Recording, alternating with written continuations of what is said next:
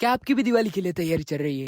तो आज सुबह सुबह ही आए भैया का फोन, उनने कहा चलो, फिर मैंने कहा आपल्याला घ्यायचं दिवाळीचं सामान, ज्याच्या बिना दिवाळी होऊच नाही. स्टार्टिंगला आपण घेतला झाडू आणि नंतर गेलो आम्ही पंते घ्यायला. रंगीबेरंगी मडके घेतले. सांगा बरं कसे आहेत. त्याच्यानंतर बाकीचं पण चिल्लर चालर सामान घेऊन इन लोगों का तो फिलहाल सीजन चल रहा है, क्योंकि दिवाळी साल में एक ही बार आती है. हे म्हणजे आमच्या तेलारातली फेमस जागा, ते म्हणजे टावर चौक. उठूनच सगळं सामान वगैरह घेऊन घेतला आपण. और उसके बाद हम चले गए सोना लेने. और फिर उधर जाके पता चला कि सोने के भाव तो आसमान छू रहे हैं. अगर दोस्तों आपके पास भी खजाना वगैरह होगा तो मुझे बता दीजिए, उसको संभाल के रखूंगा. फिर मुझे आपने कुछ दिया था ये भूल जाइए. त्यानंतर नाश्ता वगैरे मस्त करून घेतला. और उसके बाद बचा था नोटबुक और पेन लिना. बाद में वो भी ले लिया. आणि हा पोट्टा आहे दादाच्या ओळखीचा बाजारातला दोस्त आहे. मग ना आपल्याला बरोबर भाव लावला. बघा मूर्ती पण किती छान आहे, मला तो खूप आवडली. त्यानंतर आपल्याला ओढणी घ्यायची होती आपल्या लक्ष्मीजीसाठी, मग ते पण काम करून घेतलं. आणि त्याच्यानंतर तेल्लारे से चलो फिर हम रफ्तार की रफ्तार से पहुंच गए अपने गांव. आणि आपल्या गावात येऊन तो एक वेगळीच फीलिंग, क्योंकि मेरे जीवन का ज्यादातर समय मैंने अपने गांव में निकाला. और ये मेरी बाशी देखिए, मोबाइल को देखते भागती है. तिला माहित आहे मामा तर काही व्हिडिओ काढल्याशिवाय राहत नाही, म्हणून ते नखरे करते. बाद हम मामा भाचू के बीच में बहुत गहरी चर्चा हुई. आणि मग जायचं होतं आपल्याला सिलेंडर आणायला. काढली परशाची गाडी आणि भिशेल घेतलं सिलेंडर पकडायला. आता दिवाळीच्या सुट्टीत पोट्टे पण घरी गेल्यात, मग जरा अजून गमते गावात. गाव की बी एक अलग ही मजा आहे.